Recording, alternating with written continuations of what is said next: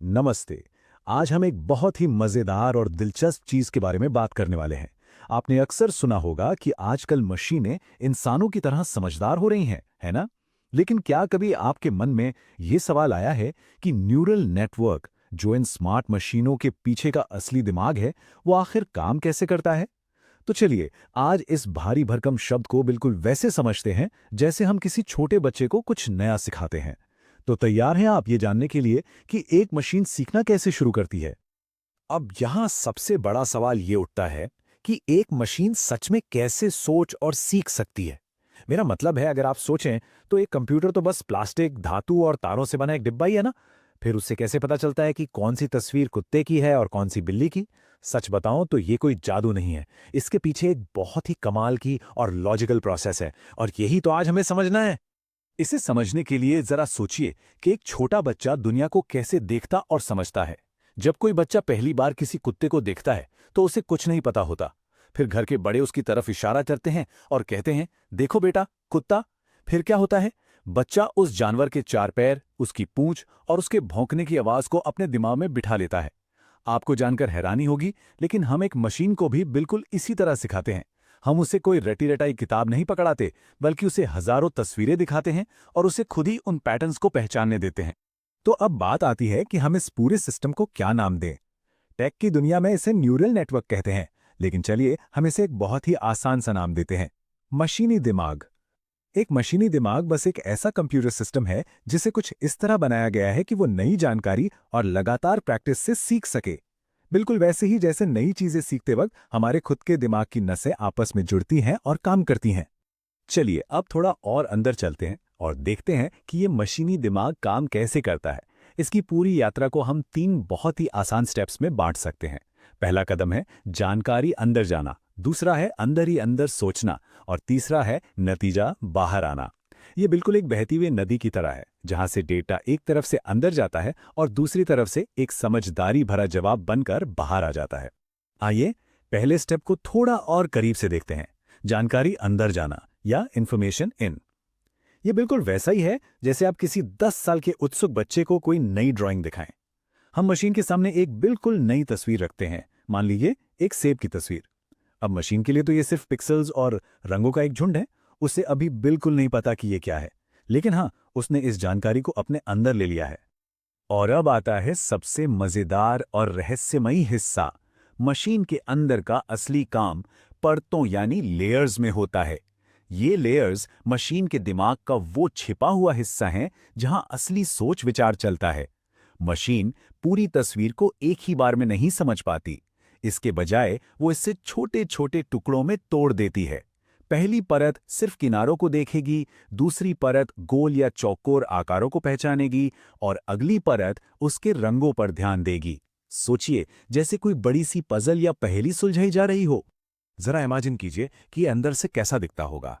Machine के अंदर छोटे छोटे न्यूरॉन्स होते हैं।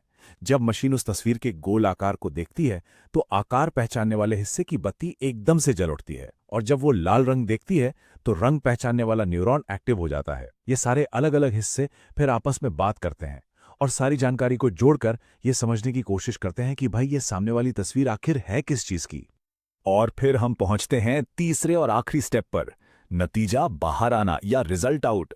अपनी सारी छिपी हुई लेयर्स में गहराई से सोचने के बाद और सारे टुकड़ों को एक साथ जोड़ने के बाद मशीन बहुत ही गर्व के साथ अपना सबसे अच्छा अनुमान लगाती है।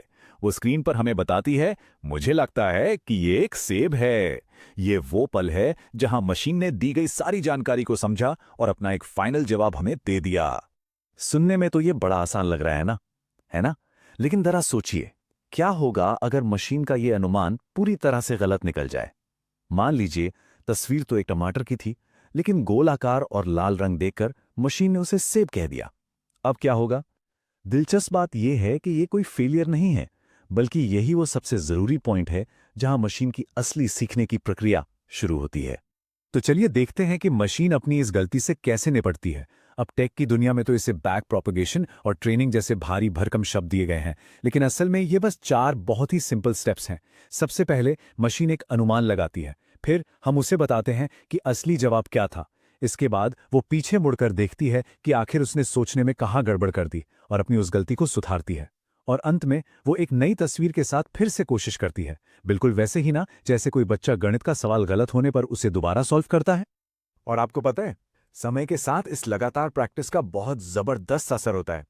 पहले दिन मशीन का दिमाग बिल्कुल खाली होता है।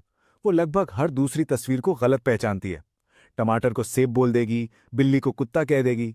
लेकिन एक हफ्ते लगातार प्रैक्टिस करने के बाद वो काफी बेहतर हो जाती है। और 1 महीने के लगातार अनुमान लगाने, गलतियां करने और उन्हें सुधारने के बाद वो एकदम सही पहचानने लगती है। यही तो है लगातार प्रैक्टिस का कमाल। इसमें सबसे मजेदार बात यह है कि मशीन आखिर खुद को सुधारती कैसे है। जब मशीन को पता चलता है कि अरे मैंने तो टमाटर को सेब कह दिया, तो वो अंदर ही अंदर अपने सोचने के तरीके को थोड़ा सा एडजस्ट करती है। वो तय करती है कि अगली बार मैं रंगों पर सिर्फ 30% भरोसा करूंगी और उसके आकार या उसकी डंठल जैसी बारीक चीजों पर 70% ज्यादा ध्यान दूंगी। इसे हम वेट्स बदलना कहते हैं।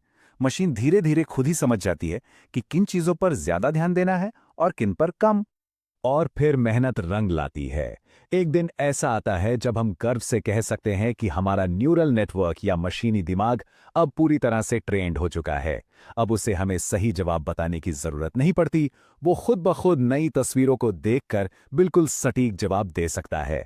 अब ये मशीनी दिमाग अपनी लैब से बाहर निकलकर असली दुनिया में जादू करने के लिए बिल्कुल तैयार है। और सच कहूं तो हम हर रोज इस मशीनी दिमाग के चमत्कारों का इस्तेमाल करते हैं। जब आप अपने फोन से बात करते हैं और वो आपकी आवाज समझ लेता है, तो वो यही मशीनी दिमाग है।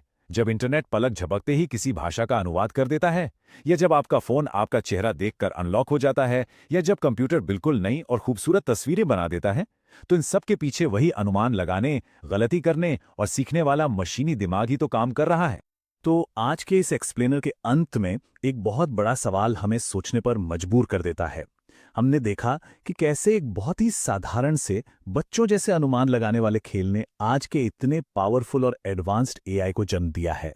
सोचिए, ये अपने आप में कितनी बड़ी बात है। अब सोचने वाली बात यह है कि जैसे जैसे ये मशीनी दिमाग और प्रैक्टिस करेगा और ज्यादा समझदार होता जाएगा, तो आने वाले कल में ये कौन से नए और अकल्पनीय चमत्कार सीखेगा, ये ख्याल ही अपने आप में रोंगटे खड़े कर देने वाला है।